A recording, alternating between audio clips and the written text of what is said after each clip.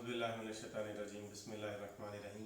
अस्सलाम वालेकुम नाज़रीन, मैं हूं Ali Rizwan, international yoga coach और आयुर्वेदिस्ट, और आप देख रहे हैं हमारा यूट्यूब चैनल लाइफ हीलिंग। नाज़रीन, आज हम योगा के आसनों पर बात करेंगे। योगा में तकरीबन 84 लाख आसन हैं। जी हाँ, 84 लाख। इन 84 लाख आसनों में कुछ आसन ऐसे हैं जिनमें बैठ के कुछ ख़ास तरह की एक्सरसाइज की जाती हैं, और वो आसन ही ज़्यादातर बैठने में इस्तेमाल किए जाते हैं। तो आज हम उन पर बात करेंगे कि वो कौन कौन से, और आज उनमें से हम एक आसन पर बात करेंगे जिसे हाफ लोटस पोज या नीम पद्म आसन बोला जाता है। संस्कृत में नीम पद्म आसन बोलते हैं, इंग्लिश में हाफ लोटस पोज बोलते हैं। देखें, दुनिया में 7 का हिस्सा जो है ना, ये काफ़ी अहमियत का हामिल है। दुनिया में देखें 7 समंदर हैं, इसी तरह से 7 बरे आज़म हैं, 7 आसमान हैं, 7 ज़मीनें हैं। तो योगा में भी जो बैठने के बुनियादी अंदाज हैं वो 7 हैं। उनमें से हम आज नीम पद्म आसन की बात करेंगे। जब हम किसी भी आसन में बिल आखिर हमें योगा करने के लिए किसी न किसी पोस्चर में तो बैठना है, तो उसमें योगा में जो बेहतरीन तरीक़ाकार इख्तियार किया गया बैठने का, वो ये इन 7 आसनों पर मुश्तमिल है।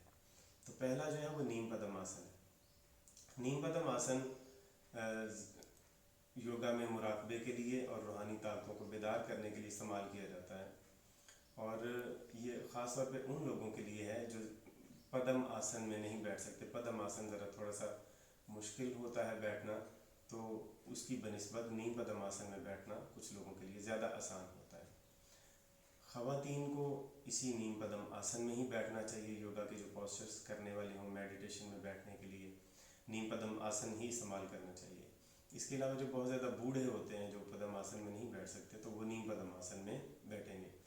मैं इसके पहले फ़वाइद आपको बता दूँ। नीम पद्म आसन में बैठने से इंसानी वजूद के तमाम अज़ा में बहुत अच्छी लचक पैदा होती है। ये सिर्फ टांगों में लचक पैदा नहीं होती, जिस्म के तमाम अज़ा में अच्छी लचक पैदा होती है। इसके अलावा जो जोड़ों का और पट्ठों का जो दर्द होता है, वो इसमें बहुत ज़्यादा आराम मिलता है। अगर ना भी बैठा जाए पद्म आसन में, तो नीम पद्म आसन में बैठने से टखने के और घुटने के और कोहले के जो जोड़ हैं, ये बहुत मजबूत होते हैं, इनमें ताकत आती है और इनके दर्द भी ख़त्म हो जाते हैं। इसके अलावा टांगों में इतनी ज़्यादा ताकत आ जाती है कि इंसान कई घंटे तक फिर इस तरह से बैठ सकता है। चलने फिरने में दुश्वारी नहीं होगी, सीढ़ियाँ चढ़ने उतरने में दुश्वारी इंसान को नहीं होती। तो इसके लिए आपको करना क्या है, सबसे पहले आप अपनी टांगों को इस तरह से सीधा करेंगे, जैसे मैं आपको दिखा रहा हूँ। साइड पे करें, ठीक इस अंदाज में आप बैठेंगे, और फिर आप अपने जो आपका बायां पाँव है इसको उठा के अपने दाएं टांग की जाड़ में, कोहले की जाड़ में रखेंगे। दोबारा देखें, यहाँ पर अपना बायां हाथ अपने बाएं घुटने पर रखेंगे, और दाएं हाथ से बाएं पाँव को पकड़ के इसको इस तरह से मोड़ के आसानी से अपने इस पाँव की तलवे को अपनी उल्टी सीधी टांग की जड़ में रख देंगे, बिल्कुल कोहले की जड़ में। अब ये दूसरी टांग बिल्कुल सीधी है। थोड़ी देर आप यहाँ पर रेस्ट करें ताकि आपके मसल ज़रा रिलैक्स हो जाए, सुकून में आ जाए। अगर इस तरह से बैठने में आपको दुश्वारी हो रही हो, पेन हो रही हो इस जोड़ में या टखने में या घुटने में, तो फिर थोड़ी देर आप ऐसे ही बैठ के इस पाँव को इस हाथ से पकड़ के और अपने बाएं हाथ को अपने बाएं घुटने पर रख के थोड़ा थोड़ा से उठा के नीचे दबाएं। इससे ब्लड सर्कुलेशन भी आपके टांगों में तेज़ होगा, और फिर आपके मसल्स में थोड़ी गर्मी पैदा होगी, नरम हो जाएंगे और अपनी जगह पर एडजस्ट हो जाएंगे। 10-15 दफ़ा आप इनको इस तरह से दबाएं, फिर ये नॉर्मल हो जाएगा। और अगर आपको कोई मसला नहीं है तो फिर आप दूसरी टांग को भी उठा के रख सकते हैं।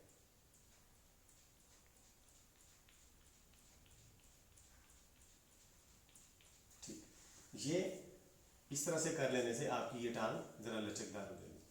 अब आपको पद्म आसन शुरू करना है। उसके लिए सबसे पहले आप अपनी दाईं टांग को उठा के अपने दाएं कोहले के नीचे अपने पाँव को यहाँ पर ला के रखेंगे और आपका ये वाला जो पाँव है इसको अपने बाएं पाँव को उठा के अपनी दाईं रान पर रखेंगे। ये शेप बनेगी सामने से।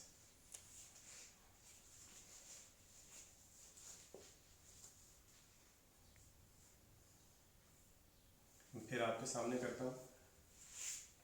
सबसे पहले अपनी दाईं टांग को उठा के मोड़ें और अपने पाँव को कोहले के नीचे रखेंगे और फिर अपने बाएं पाँव को उठा के आराम से दाएं पाँव पर रखेंगे। तो ये आपका नीम पद्मासन या हाफ लोटस पोज हो जाएगा। इस आसन में यहाँ पर आप 1 मिनट, 2 मिनट, 5 मिनट, 10, 15 मिनट जितना भी आप आसानी से बैठना चाहें आप बैठ सकते हैं। और यहाँ पर जब आप इसकी प्रैक्टिस कर लेंगे अच्छी तरह से बैठने में, फिर आपको मुराकबा करने में बहुत आसानी हो जाएगी। और इसके अलावा और दीगर जो सांस की एक्सरसाइजेज हैं वो करने में ये पोस्चर भी आपके लिए बहुत ज़्यादा मुफीद और मददगार होगा। इसकी रोज़ाना आपको कम से कम 7 से 15 दिन तक प्रैक्टिस पहले करनी है, उसके बाद फिर आप इसके यूज टू हो जाएंगे। तो इसको एक ही दिन करके इसके सारे फ़ायदे हासिल नहीं किए जा सकते। अगर आप इसको इसी तरह से करके अपनी रीढ़ की हड्डी और गर्दन को सीधा करके रखेंगे तो आपकी जिस्मानी ताकतें भी बेदार होना शुरू हो जाएंगी, लेकिन वो एडवांस लेवल पर जाकर आता है और उसकी बात हम इंशाल्लाह बाद में करेंगे। तो आज के लिए इस पोस्चर को आपके सामने मैंने रिपीट किया है। एक दफ़ा फिर मैं आपको करके दिखा देता हूँ ताकि आपको आसानी रहे। ऐसे इसको उठा के अपने बाएं पाँव को, दाईं टांग को अपनी बाएं कोहले के नीचे रखेंगे और बाएं पाँव को उठा के दाईं टांग के ऊपर रखेंगे इसकी जड़ में, और यहाँ पर इजी होकर आराम से बैठ जाएंगे। शुरू में टांगों में खिंचाव होगा, जोड़ों में, घुटनों में, टखने में खिंचाव होगा, लेकिन जैसे जैसे आप इसको करते जाएंगे तो आप इसके आदी हो जाएंगे और फिर आपको ये नॉर्मल लगने लगेगा। उम्मीद करते हैं कि आपको ये वीडियो पसंद आई होगी। इस वीडियो को सबके साथ शेयर करें, चैनल को सब्सक्राइब करें और इस वीडियो को लाइक भी कर दें। आपके लाइक करने से हमारा फ़ायदा होता है।